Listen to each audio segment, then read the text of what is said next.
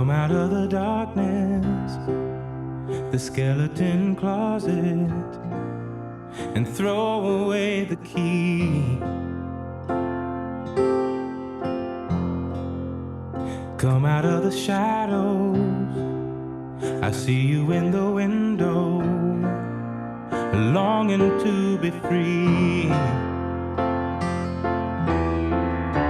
Sometimes it gets so hard to find someone who knows you.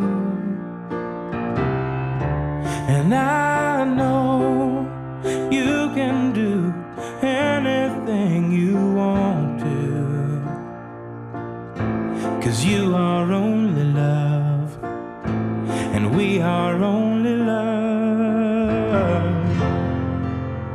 Nothing is worthy of any kind of worry, so rest your mind at ease. I can hear the angels singing like a whisper. We are finally free. Hey, hey, hey. Sometimes it gets so hard to find someone who knows you. And I know you can do anything you want to, 'cause you are only love, and we are only love.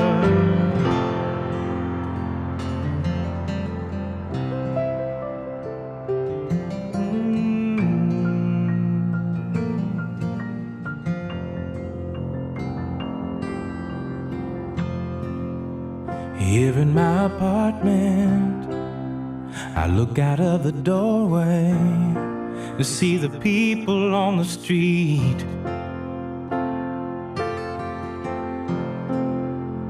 Some of them are angry, some of them are happy, and some of them are free. Oh, I know it gets so hard to find someone who knows you. And freedom is knowing why a caged bird sings and listening. Are you listening? Come out of the darkness, the skeleton closet, and throw away the key.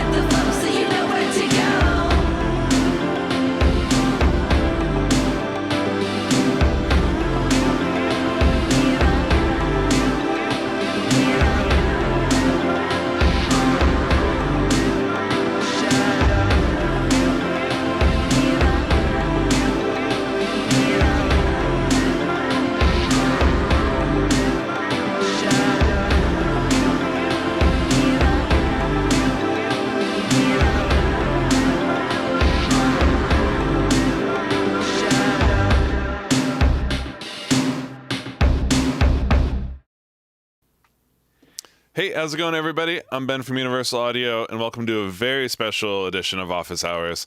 We're on Thursday, not on Monday. And why are we here on Thursday? Oh, yeah. It's because it's a UAD software release day.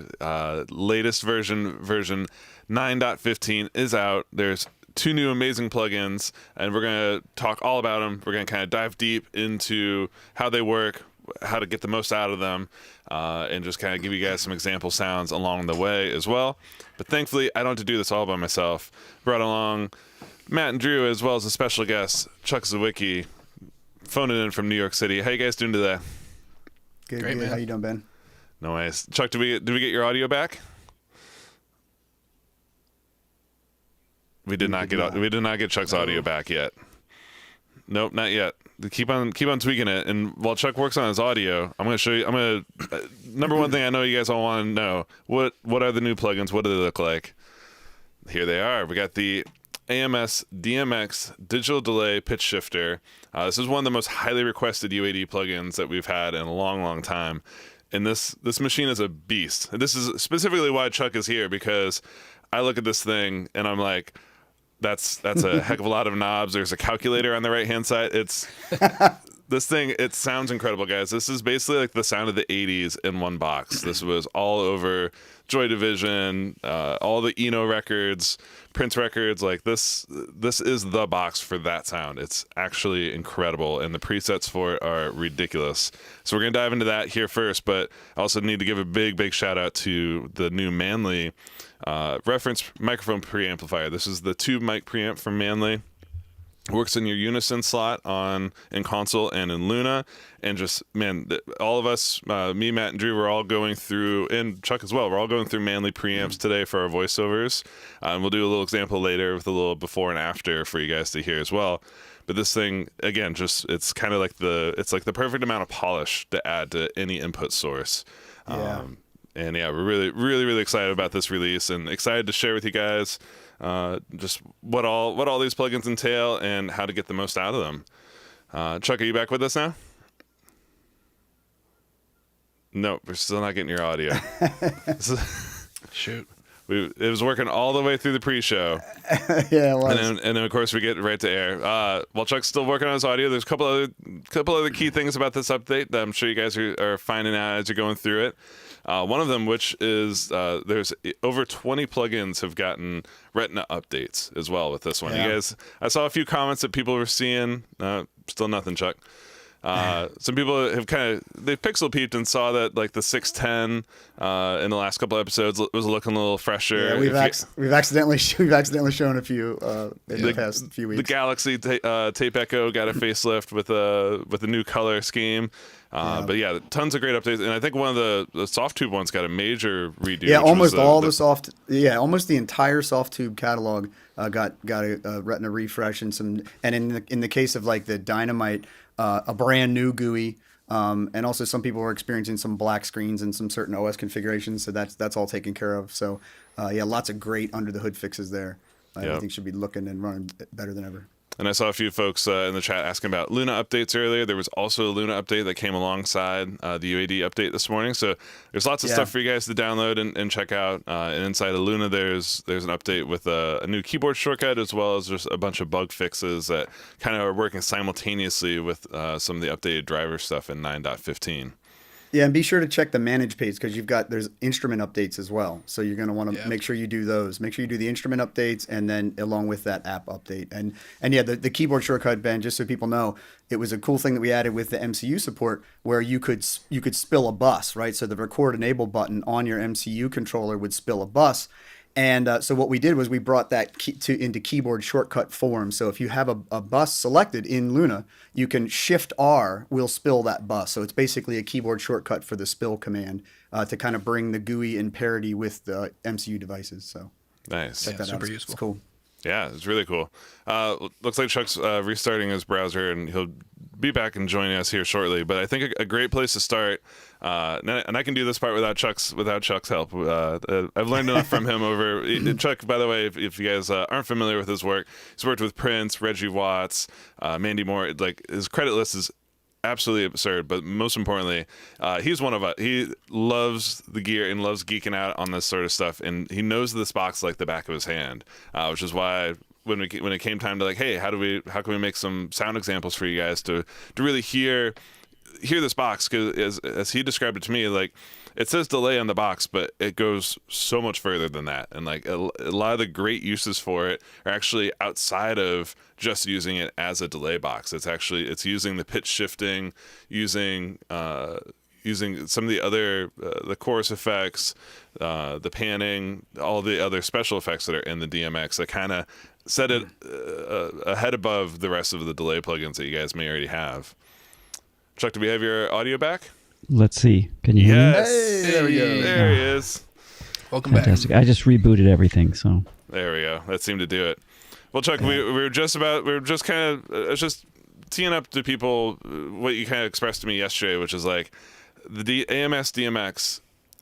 Technically it says it's a delay plugin, right? But it kind of it does so many more things than just delaying things. And in fact, you kind of recommended, like, if you want just a standard delay, this might not be the one for it. But when you want to sound design and kind of go a little bit deeper and weirder with it, this box seems to provide, doesn't it? Yeah, it's a very unusual box. I mean, it started out as kind of the de facto sampler box. Mm-hmm. People were using it on, Joy Division, all those records, factory records, kick and snare samples. That feature is kind of obsolete at this point, but as a delay, it not only has the modulation, and this one comes with a chorus controller, so you can have this random modulation of the pitch change in there. So you can get some delays that are really beautiful and kind of uncertain and haunting. But they when they added the pitch change options to that thing, it was kind of a step above what was available at the time in terms of smoothness, in terms of like just being very liquidy and very sweet sounding, and not so electronic sounding as some of the other pitch shifters at the time. Mm-hmm. And so, when you, I guess, how do you approach this box when you're, obviously you did a lot of helpful like preset designs, and those are great places probably for folks to start. But in your mind, like, what makes you pull this one out of the plugin list for certain sounds? Well, it's probably mostly for the pitch shift features. Although the delay, and there's an additional thing in this plugin that's not in the original hardware, which is the LFO that modulates the delay has a little toggle switch that says VCO and VCO2. And that one, VCO2, has a 90-degree offset between left and right. So you can get some really beautiful chorusy delays coming out of it. But in general, this box was kind of heralded for its ability to make mono sources sound stereo and sound big without sounding like there's reverb. And one of the most popular applications for it is on a lead vocal, and there's a couple presets like the one that's showing right now on the screen that's a classic kind of, it's like one side is pitch shifted up to a ratio of 1.003 and one side is shifted down to a ratio of 0.997, and you have this delay of like 17 milliseconds on one side and 35 milliseconds on the other. And that was shown to me as from an engineer who came in to Paisley Park, and he said, this is the Phil Collins vocal effect. And it was like on every record in the 80s was the stereo wide vocal setting. Mm-hmm. And a lot of people just never took it off that setting. So that's kind of a good default. You want to just put that on. You can bring that up on guitars, anything you've got, and it sounds big. But the other thing that I found very curious over the years is often on a lead vocal I won't use any reverb. I'll use a pitch shift like this with a little delay in the pitch shift. And the comments I'll get back from artists about the mix notes and things is they'll ask about the reverb on the vocal. And it's like, well, there is no reverb on the vocal, but it does have that effect of making it sound like it's in a big space that doesn't take up all the real estate like a reverb might. So one of those deceptive things. By itself, you might think, well, that's not really doing much, but in a track, it's taking up it's giving you the sense of space that a reverb would without robbing you of all that clarity. Yeah. Well, and this, for folks watching at home, like you guys, we've already been listening to the AMX. Both of the songs in the countdown were the full songs that some of these sound examples are based on. But let me play this back for you guys. This is probably one of my favorite ones, and it also just so happens to be using the vocal spreader preset on the vocals for this track. So here, I'll play this back for you guys. I'll do a little before and after, and you can see here in Logic I'll be going between with effects and then just the dry. So still full mix, but with and without the effects. So you can really hear what this is doing to the size and that quote unquote, like, I agree with you, Chuck. It's kind of like a reverb-ish, but it's really not. It's short, it's out of the way, and just it's adding this width that's really pleasant. So here's a little with and without for you guys to check out.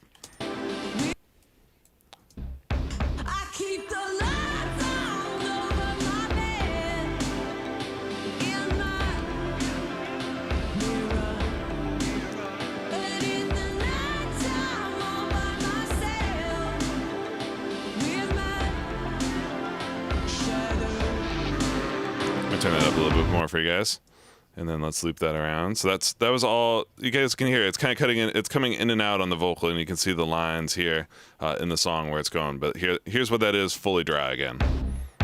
I keep the lights on over my bed in my... Now listen to the width on the vocals when I switch it.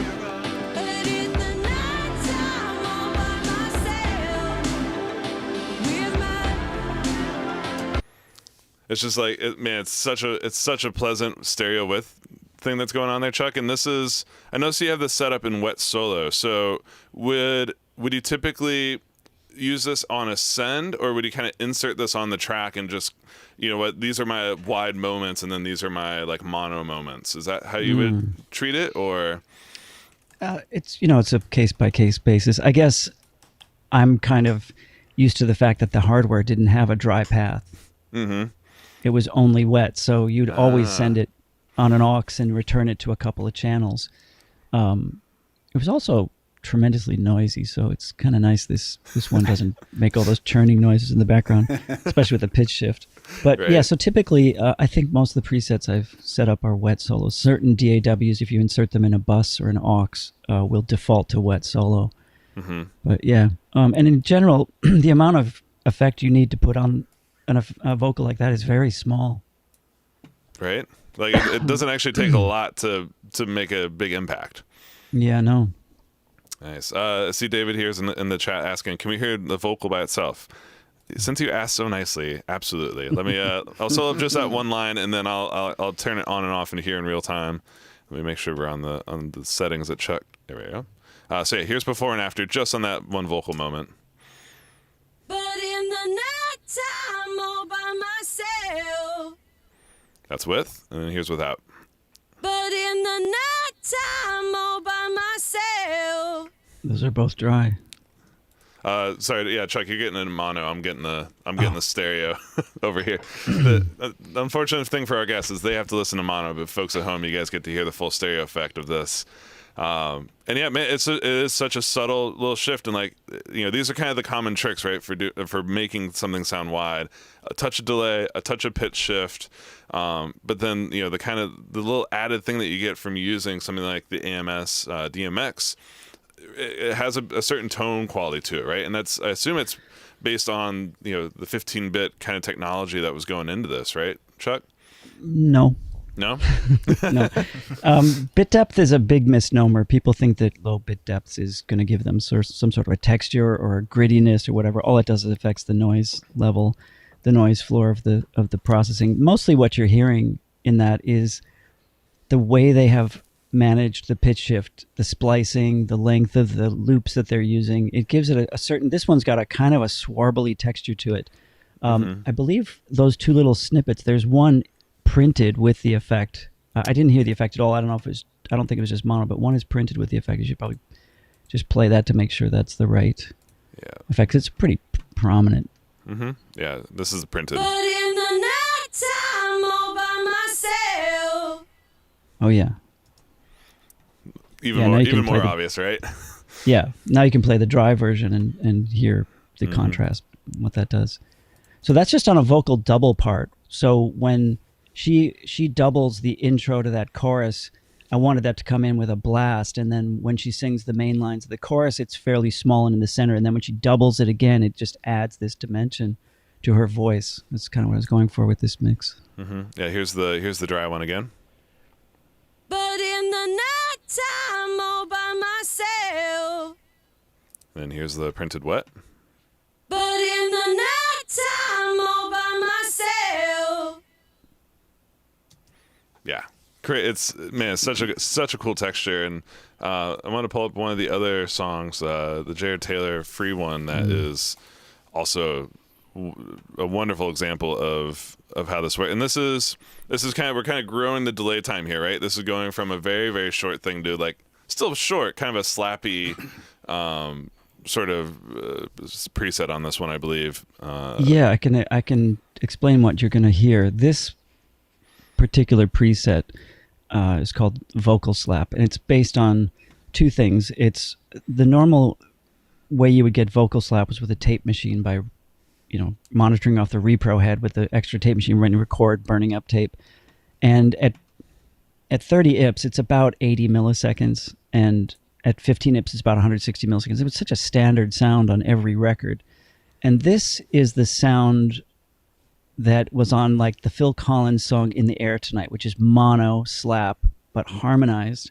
Mm-hmm. So this has like a 90 millisecond slap for the longer one and a shorter one on the other side, 71. Mm-hmm. Yeah, and there's pitch shift on each of them, but they're in mono. And if you listen to that Phil Collins In the Air Tonight, you'll hear that this on everything that's in the middle, like the guitar, the vocal has this particular effect. So this is not a widening thing. It's just because there's these delays happening and they're slightly shifted one to the other, it gives you a little bit more of a pitch ambiguity without making it sound out of tune. And a lot of singers will tend to go sharp or flat at the ends of notes, and this sort of covers it by prolonging the time when they were in tune as you hear the slapback. Mm-hmm. Well, and that's such a interesting technique, and I'll play this back for folks to hear. But Chuck, I really do want to just emphasize, like, a lot of times we're always chasing, like, hey, let's make things wider. I'm always, at least personally, my bias is like, oh, I want to use effects to always be creating width. It's interesting that the kind of the trademark of the sound is it's not that, it's bringing it back Absolutely. into the middle. Absolutely. I will say that when everything's wide, nothing is wide. Mm-hmm. You need contrast. You need to have something that's not that, and front to back. Yeah, front to back. When you keep it mono, and that effect it gives you that the depth into the mix. You too. can push things back for sure. Yeah, with that. But it's true. There's a little bit of kind of a dogma about making everything wide, and people are asking me, what makes your mixes so wide? And I'm like, nothing. Just the things that are not wide about it. Yeah, what makes a mix wide is the arrangement. Mm-hmm. More than anything. Right? It's having parts and having music, having content to fill up the stereo field. Take you somewhere. Like you're starting here and you go to there, but if you start there, where do you it's on 11. Where do you go from there? Exactly. You just go more and more out of phase. That's kind of your only option at that point. Yeah. That makes people sick to their stomachs sometimes. It makes my head turn. Here, so let me play a little bit of this one. And this again, I'll do the printed versions of these guys. So you're hearing both the vocal and the piano with a little bit of effects. But these are the kind of full mixes, and then we'll talk about the settings and solo some stuff up here in a second.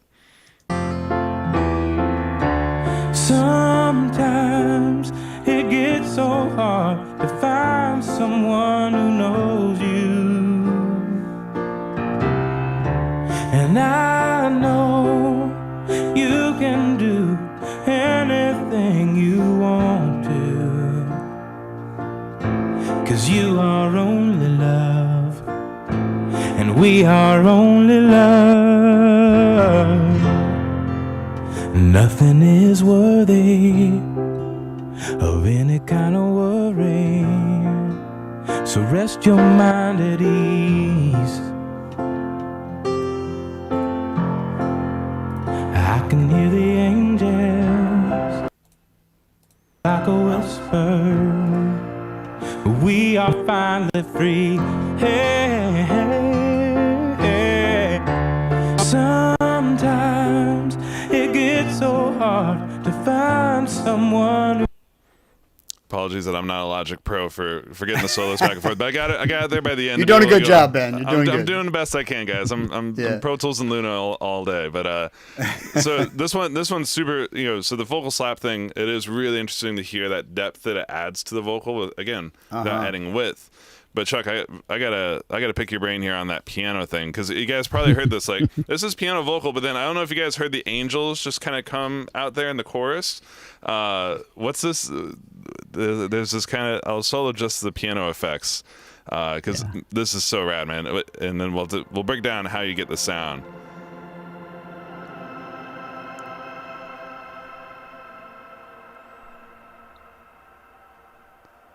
Woo. So like that's not, you didn't do a synth thing, right, Chuck? Like this is you sent the piano into an effects chain to create that. Yeah, that's entirely firing off the piano track. All right, so you're gonna have to walk me through this one. I think the preset inside of and by the way, if you guys are looking for all these presets that we're kind of pulling up, obviously Chuck is here with us. We're kind of talking about mainly the ones here inside Chuck's folder. That first song we heard the classic vocal spread, and then on this one you guys are hearing the vocal slap and the Heaven presets. So obviously pitch shift is like the biggest component of this, right, Chuck? You're going full or almost full 2 octaves, or sorry, 1 octave up on both of them. Yeah, that's a fairly common effect, and there's other examples coming up today. That was a really popular effect, kind of with the work that Brian Eno and Daniel Lanois were doing, and they had these 2 boxes that UA now offers. They had the AMS DMX, and they had a Lexicon 224. And so what you end up doing is taking AMS. You can tune one side up an octave and have the other one just slightly detuned, and usually you put a delay on it so it does this ambiguity. You feed it into the Lexicon 224, then you take the output of the 224 and feed it back into the AMS. So you get not only this, see, if you use the recirculation knob on the AMS, you get this cascading octaves up, but they sound a little metallic and shrill, and it's a cool effect for that kind of electronica thing. But when you don't use the regeneration so much on the AMS, but use it in the chain after the reverb, you get this diffuse sound that keeps going up in octaves, and it just becomes this beautiful cloud of sound that doesn't have that distinctive, metallic regeneration quality. That's so cool. And I see you've got like a 10-second, just like a huge hall sort of verb. So yeah, hopefully this all makes sense, as we're describing, but you can see here really clearly in the signal chain that you've built, right? So kind of limit air gain, so a little gain staging stuff happening here. Then you're going into the AMS for pitch shifting, a little bit of the regeneration, some delay as well. Then you've filtered it a little bit before the 224, so kind of, again, just simmering out the highs, but then using the 224 to now add back more space and length and shimmeriness. And then the final key piece that he mentioned is you can see the input of this bus is bus 45, and it's also sending into bus 45. So that's how you're able to create that recirculation.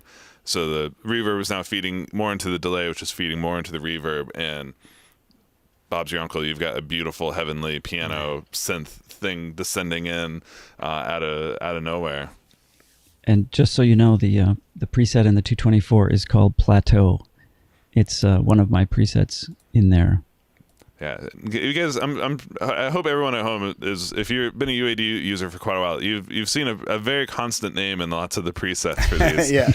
Chuck is in almost every UAD plugin of note. Sorry, which one did you say this was, Chuck, in here? It's called Plateau Piano. I think. Plateau Piano, right there. Yep. Yeah. Chuck, I find myself gravitating like you have some of the most useful presets, but I also love how you name them. Like they're strangely obvious of what I should try them on, and very indicative. Whereas, like for me, I give them gibberish names whenever I make my own presets. Yeah. No, I sometimes I name them after what I'm working on at the time, and it doesn't make any sense to somebody else because it's like, oh, that's from this other record, But sometimes it's like, what does that make you feel like? Like you're up on this plateau and you're, Yeah. But the regeneration, there's a limiter and an EQ in there just to keep it from going out of control when you're feeding it back onto itself like that.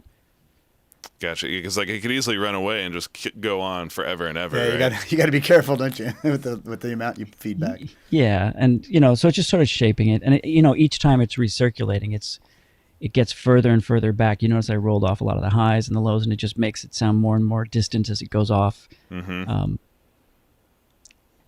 that. Nice. Well, let me pull up one. Actually, I got two more that I really want to showcase, because this one, we're kind of moving from some really cool special effects into kind of a little bit more of a straight ahead delay sort of situation with this guitar example. Let's listen. I'm going to get my solo mode stuff correct before I start playing this time. Solo. There we go. Now it's going to follow. So this one, guys, listen to the guitar in this example, and then we'll break down this preset as well. It's very quiet. There we go. So this is with.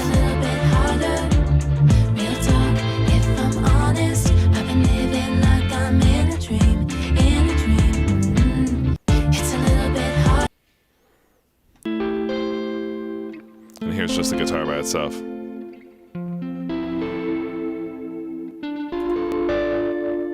Without the effect.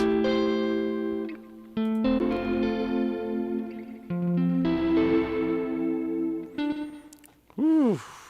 Chuck, this is a really pretty delay here. So we called this one the sparkle guitar. It's got a sparkly thing to it, but you're not using the pitch shift this time around. Looks like this one's kind of depending a lot on the chorus and the VCO stuff. If you look at the pitch shift, if you press the C LED there, you'll see that it is shifting because the chorus will do that.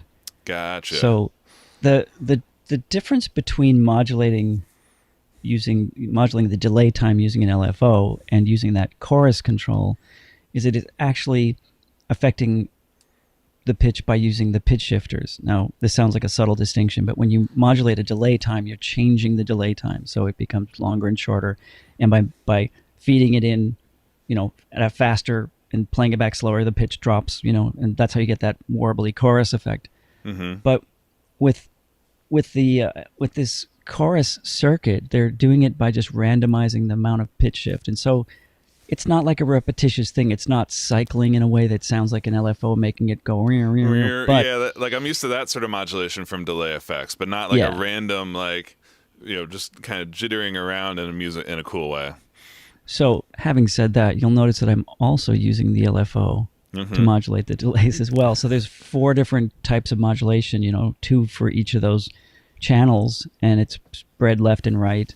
And also you'll notice that it's sort of like there's a 16th note sort of slap to it, so it adds a bit of rhythm to that sort of just arpeggiated simple guitar part. Well, it's cool. It's interesting that you're combining 16th note triplet with 16th note, and I assume that's just to kind of give a little left-right kind of bounce between the two, right? It's to give it a little shuffle, because that 16th triplet's going to give it sort of an upbeat kind of feel. You hear it like when that arpeggio is playing, and especially since that was just one pass, no editing, and there may be timing issues, which are really common in most recordings, and that bumps it up to this level where it's kind of providing a rhythmic bed, but it's soft, and it just that sparkly shimmery sound in the background. And it's interesting how just that one little effect on that one guitar track makes such a difference in the overall feel of the track. Yeah, well, that was something I really noticed about a lot of your examples, right? Is like it's not so much about like, hey,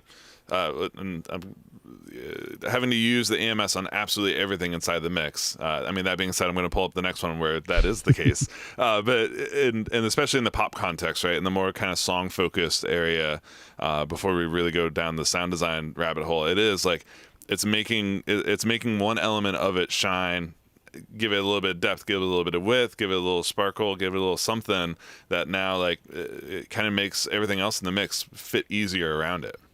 Yeah, I think that in this particular example, if you were to play it, that guitar part is kind of inconsequential, but with the effect on it, it gives like more space to the other instruments in there, without having to be loud. And then when you play the dry example, it's sort of like, yeah, okay, that's a guitar part. It's not a musical part so much. Yeah, totally. Let me play. I'll do the example again. I'll go from the dry to the wet, so you guys can really feel the impact this is having. It's a little bit harder. Real talk, if I'm honest. I've been living like I'm in a dream. It's a little bit harder. And then back to dry. Honest, I've been living like I'm in a dream. It's a little bit harder. Real talk, if I'm honest. I've been living like I'm in a dream. The size difference, it plumps up the mix in such a pleasant way, man. I really do dig this sort of sound. And of course, now that I've teased about how to use it sparingly, let me pull up this last example here in Logic, where this one is absurd. It is such a cool example, Chuck. This one goes from being just kind of staccato, just like kind of ran it. You guys will hear it in the sound example video as well, but kind of it's a little like, piano, percussion, xylophones, just elements that kind of are begging to be run out through a bunch of delays.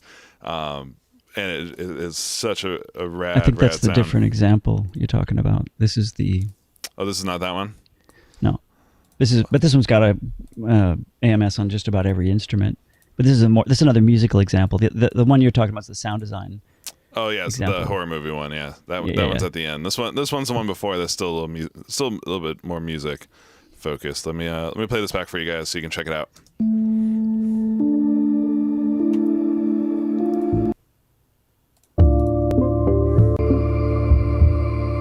This is with all the effects and without. There's that flange.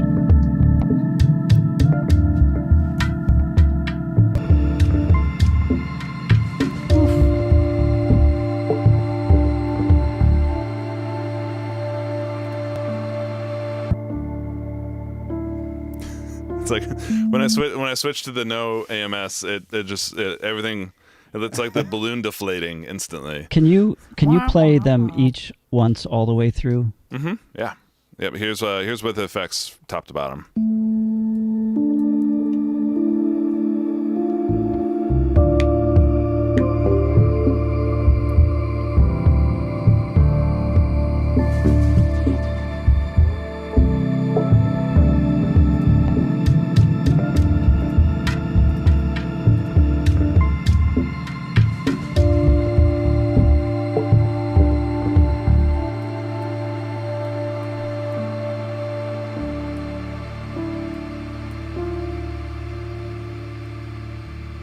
So that's with effects, and now here's without.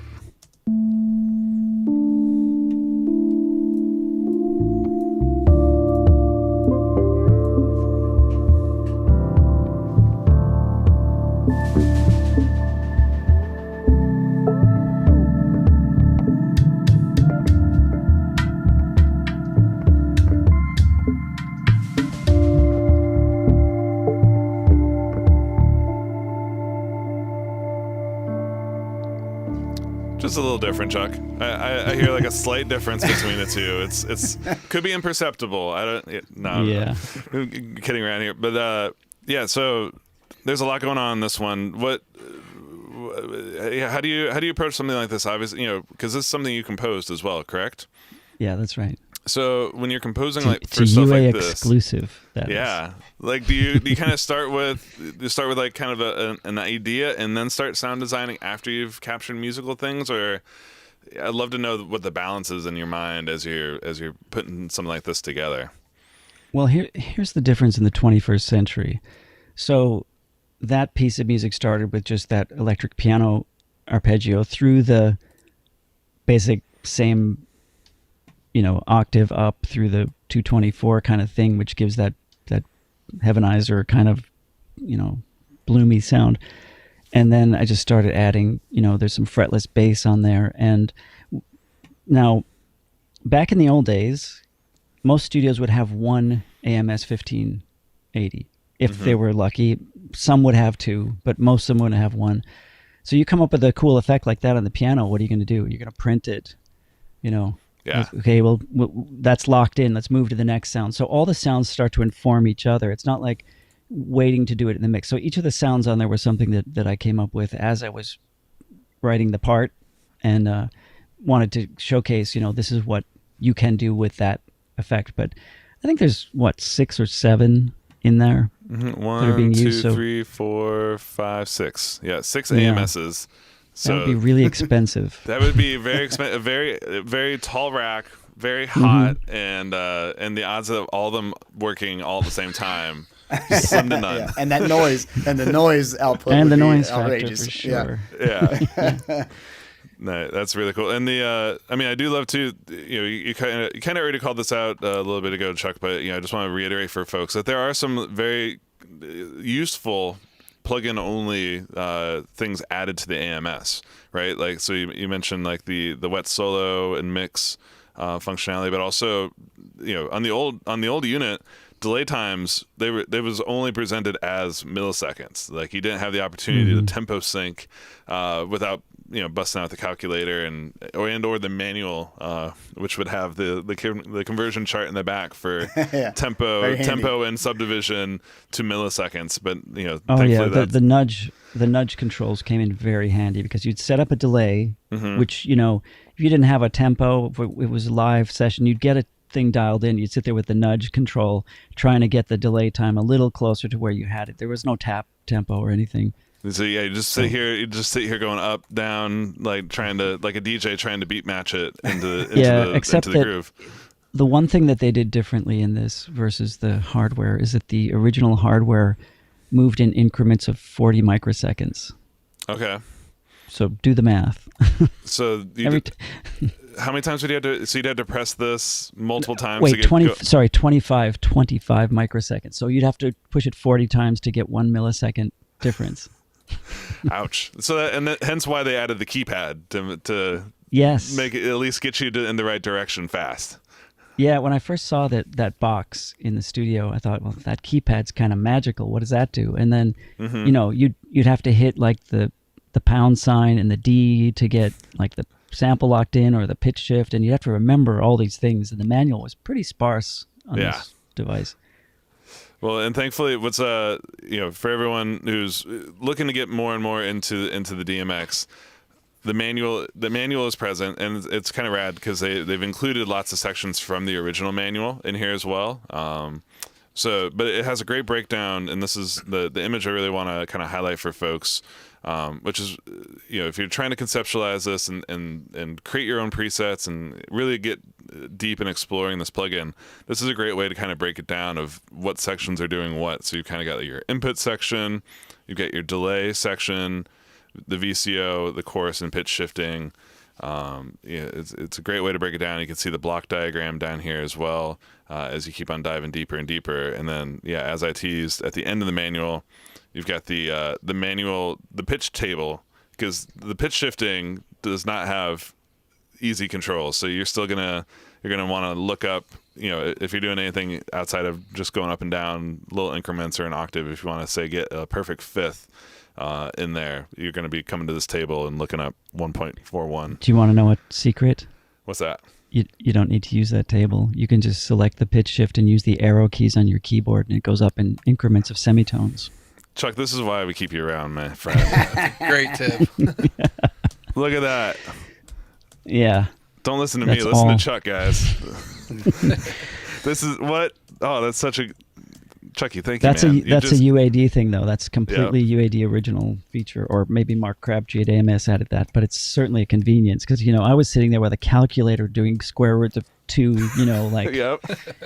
Because you'll notice that the actual original manual doesn't give you any ratios for pitches below unity, below true. unison. So you want to calculate a fourth below. You're like, I've memorized these things, but now you don't have to. Love that.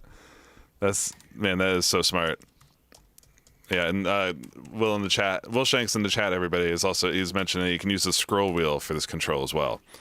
So the up and down arrows, as well as your scroll wheel, is a lovely addition to have that control here in the plug-in version of it.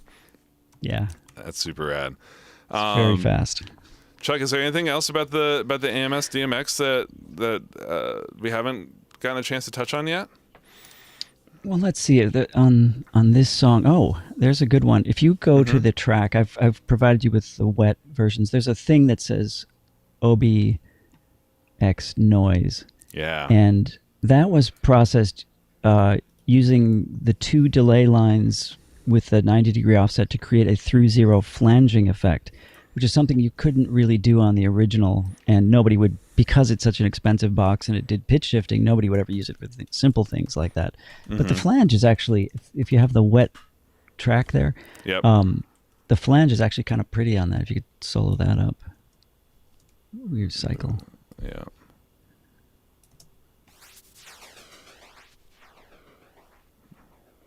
Turn that up a little bit more for you guys.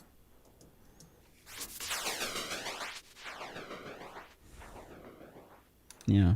And so that here's without the AMS.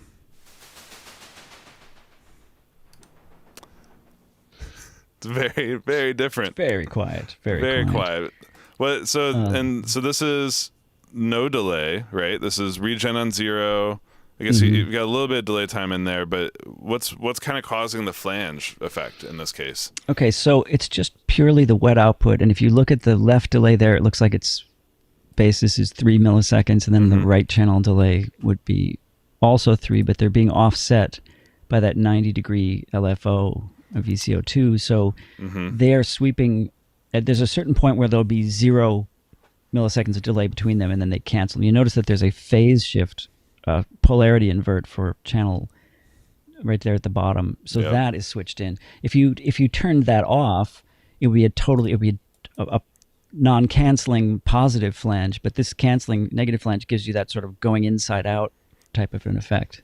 That's cool. Let me hear what it sounds like with that phase, because I think this has been my favorite switch in the whole box, is like being able to throw one channel out of phase. It gets this like instant difference. So let's hear what it sounds like now with it in phase.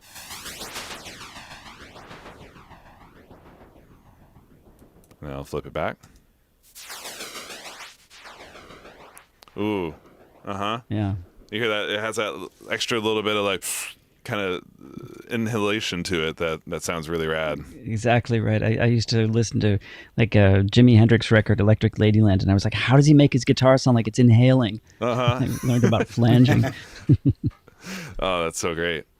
Yeah, well, I mean, Chuck, this is such a crazy, awesome, powerful plugin. It's got such a unique, distinct sound to it, and then thanks to you and a lot of other amazing producers, engineers, there is such a wealth of presets available for it as well. Like yourself, it's Daryl Thorpe, Damian Taylor, Chris Cody, Carlos de la Garza, Jamie Liddell. I saw some folks in the chat earlier talking about Jamie has apparently been talking up the hardware of this on his podcast for ages. So he, of course, contributed a lot of really cool creative presets. Steve Levine has some really great ones. Tony Platt. Everybody, Ross Hogarth there are the Eddie Van Halen delay and solo double settings are here as presets. Just say no more, right? Like this, if that's the sound you guys are looking for, like this plugin has it. So without a doubt, can highly recommend to everybody that they check this out. And comes with like a free 14-day demo, so you don't have to buy it instantly. You can just download, update your UAD software, hit the free trial button, and check this out. And there's no noise, no extra, nothing to prevent you from being successful with it. But really curious to hear from folks in the chat if they've already been checking it out and finding some cool settings. I think I saw a few folks in there who had already thrown it on a mix and were messing with it here for a few minutes while we've been talking. But yeah, that's the AMS. And so I wanted to also give a little bit of shine to the Manley, which, Chuck, you as well, like hopefully if you guys have followed UA for a while, you will remember we had an excellent blog post that was the Voxbox presets, where we talked to you, Chuck, about how the Voxbox works for preset unpacked, I believe is what the name of it was. Here it is. the Manley does some really interesting stuff with the way the gain staging works inside of it. And it can be a little overwhelming to folks at first, right? They're seeing this and they're like, all right, I have gain, I have input, and I have output. Aren't those all the same thing? Like, what's to some folks, we're kind of all used to maybe mic gain, just one knob, a single thing that you pull up. So how do you describe to folks, if they want to check out the Manley and want to be successful with it, where should they start? Should they adjust the gain and then pull the output down and pump the input up, or what's your recommendation to folks? Here's what I would say. The whole design of this preamp is, it's obviously based on Manley's circuit. And what they have done is given you an input attenuator, output level, and then the gain switch controls the negative feedback within the amplifier. And typically when you have an amplifier, a simple amplifier, like a Class A amplifier like this tube preamp was, or a solid state, the amount of negative feedback will basically, the way negative feedback works is it takes the output signal and it feeds it back into the input. And what happens is any errors that happen going through will get canceled out because they didn't exist at the input. So they're fed back in a negative way, negative feedback. So if the signal goes through this amplifier and it comes out with a slightly misshapen look to it, it feeds it back into it, and then it pre-misshapes the input in the opposite direction and reduces distortion and measure, like to almost an immeasurable level. Yeah. And this was sort of introduced in the 50s in the hi-fi world by the guy who designed most of the stuff for Harman Kardon. Mm-hmm. Now, audiophiles tend to like amplifiers that have zero negative feedback because they sound more open, or they sound more, they're kind of like a little bit more loose. They're not so tightly controlled. And so when you turn the gain up to 60, see, as you add more negative feedback, the gain drops and the distortion drops that much. So you're going to have like 40 dB less distortion coming out of this thing when you turn the gain down. Mm-hmm. But so in a lot of the presets that I worked on with this thing were designed to take advantage of that low negative feedback sound, where you end up with a lot more distortion in the low end and the low mids. And I remember Ivana asked me to work with your DSP guys to make sure that this circuit was going to represent what they had done. Mm-hmm. And we went back and forth a lot to make sure that this thing behaved the same way that the tube circuit did. So that's a big part of it. I basically look at the gain control as kind of like, if it was guitar amp, you'd have like a tightness control, like how bloomy do you want it to sound? You turn the gain all the way up and it's going to sound a little looser, a little bit, a little farty or whatever. But then you can turn it down to, the minimum gain setting. It's going to sound very tight and very clean. Nice. And we've got Ivana's hanging out in chat with us today, so I put up her comment on there because people are asking about how this relates to the Voxbox. And people familiar with the Manley hardware will also recognize the mono and dual microphone preamps, the 1U racks that I don't believe are in issue anymore. So this is kind of like the amalgamation of that, and it's a new standalone preamp. So this works great. And obviously kind of the prime spot for this one is in the unison slot, so that way you're getting all the characteristics of the preamp, the impedance characteristics, as well as the tubes, transformer, everything about it is being emulated. But as you can see, I've got it pulled up here in a mixing session, and you can fully use this as just a color box on a mix. So like Chuck mentioned. So Chuck, if I wanted to maximize the saturation, I'm bringing the gain up to 60, right? Mm-hmm. Pulling the output down, and then kind of tweaking the input until I get or balancing the input and the output until I'm getting the color and saturation that I'm looking for. Correct?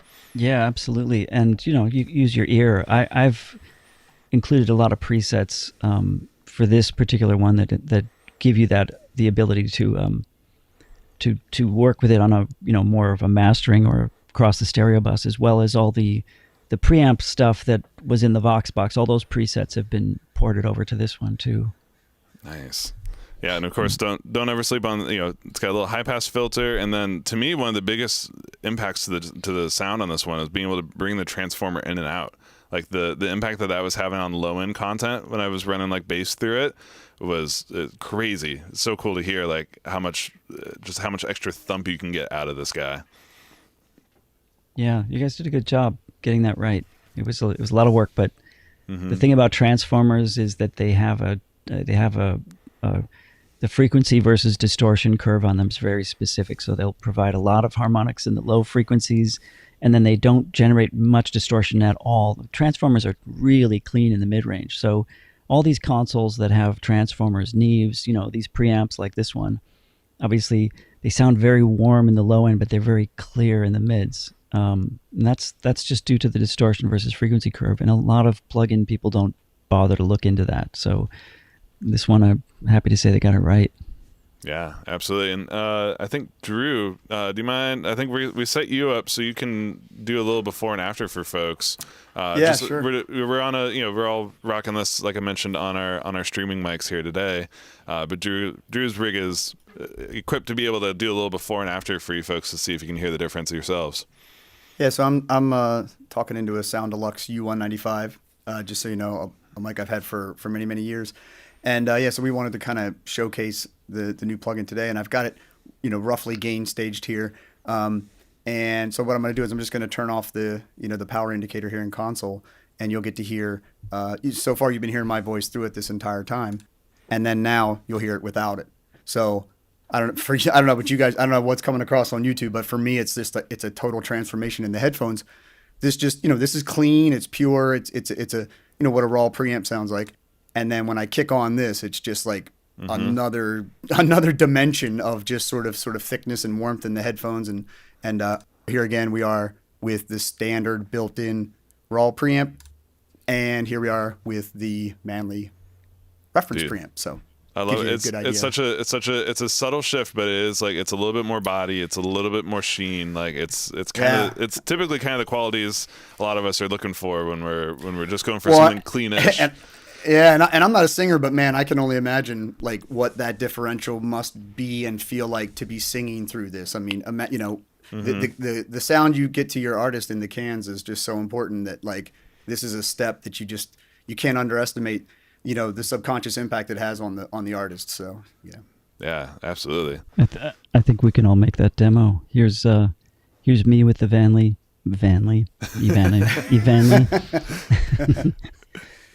With the Evanley Voxbox plugin, and here it is bypassed. So here's the Voxbox on my mic, and here's bypassed. I don't know if you can hear the difference, but it's like I think if we all switch this off, we would lose viewers. The view count would just instantly go down. Yeah, I think you're right. So good.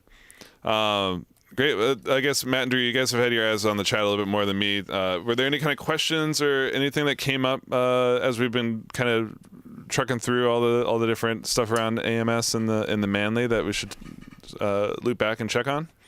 I think we've hit most things that they come up. Raph was just asking what the slope on the low pass filter was for the Manley, if anybody knows that off the top of their head. There's a high pass filter. Mm-hmm. Sorry, it's at 80 and what's the slope. Yeah, I guess. Is it 6 dB? Second order. Yeah. Second order. Probably 12. Second order. That makes sense. Any other questions that came up throughout the show? I don't think so. Yeah, I mean, I saw you guys kind of commented back for a bunch of stuff. Yeah, obviously a lot of people are kind of curious about what's going on with M1 support. And Drew, what's kind of the status of 9.15's Big Sur and M1 support? Yeah, so lots of progress made in that regard. I know a lot of people are really anxious about it. The good news is that everything's working pretty well even before 9.15, and now with 9.15, we've done a lot of work on on the back end stuff and on graphics and GUI stuff, which is where some of the issues were. So while we're not fully native right now, we're on the edge of getting to that point. And the reality is that we're not really taxing the CPU. Our stuff is all DSP based, so it's not as if you're gonna see these monumental gains that you've seen, that people might be getting used to when they compare Intel to M1. But we're hearing all that talk and the chatter, and we understand that there's the desire for it, and we're working hard on it, and we're almost there. But 9.15 was a big step in that direction. So just hang in there with us, and as we continue to make sure we get it right. Luckily Rosetta is super efficient and working really, really well. So we're able to. That gives us the leisure time to get it right and do it. Make sure we do things proper before we go to that full native mode. Lovely. Nice. Awesome, guys. Well, yeah, unless there's any other questions, I think now's a great time to kind of to leave you guys hopefully inspired to go check out the AMS DMX 1580S digital delay pitch. Man, it is the longest name ever. The AMS DMX digital delay and pitch shift. We'll keep it easy. And also the Manley 2 reference preamplifier. Man, it is these two, really incredible plugins. Really, we're so excited to have these out and available for you guys. And like I mentioned, the DMX has definitely been top of that request list that we've been seeing from folks for years now. So we're super stoked to finally have this on the platform. And Chuck, man, thank you so much for all your help with the DMX, with doing all these sound examples, really helping us showcase the power and the width of this box. Like I literally could not have done this without your help, and all of your talent and knowledge and experience using this box has been incredible. To like every time you and I get on the phone to talk through stuff, like I walk away learning like 10 new things about it, and even today, like learning new things about it. So yeah, I really appreciate you sharing your time and experience with this box, and also coming on here and hanging out with us and geeking out for. Well, I appreciate for the show. that. I appreciate that, Ben. I feel like I'm the lucky one because honestly, I'm one of the people that's been bugging UA to get on this thing for like 15 years. Like, we really need a pitch shifter delay AMS, and it's cool. It's finally available, so now I can have 6 of them. Exactly, just what you've always wanted. Yeah, and then so guys, that's it for today's show. We are back on Monday for another show, and Monday's another. I can't tell you exactly what it's about. I really wish I could tell you what Monday's show is all about, but I can't tell you until Monday. So another big show that you definitely do not want to miss. There might be a coupon code involved. That's all I can say. I can't say much more than that. But make sure if you guys haven't, I am. If you guys haven't already, make sure you guys are subscribed to our YouTube channel and hit the notification button, because then your phone will beep anytime we go live, and you will learn what the surprise show on Monday is all about. And hey Ben, before we go, let me just remind people that if you have any detailed questions about the AMS or the Manley preamp that we didn't cover here today, come over to the forum. Will Shanks, our plugin product manager, is going to be answering your questions directly. So there's dedicated threads for the AMS, and there's a dedicated thread for the Manley. So definitely come over to uadforum.com and get all your nerdy and geeky questions answered by Will. So I just want to make sure I got that in there. Nice. Awesome. Yeah, great. That's always great. A great resource in between, and Facebook groups. You'll see Drew all over the comment sections everywhere. So yeah, guys, be sure to reach out. We'd love to hear posts on Instagram, hashtag UA Office Hours, and you can get featured in our next studio showdown coming up in 2 weeks. And with that, everybody, thank you so much for tuning in. Hope you guys have an inspired weekend. Get out there, make some music, and we'll see you guys back here Monday. Peace. See you.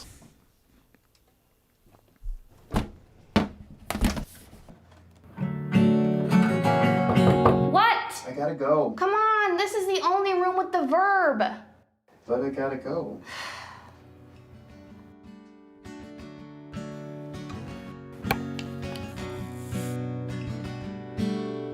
Thoughts knock on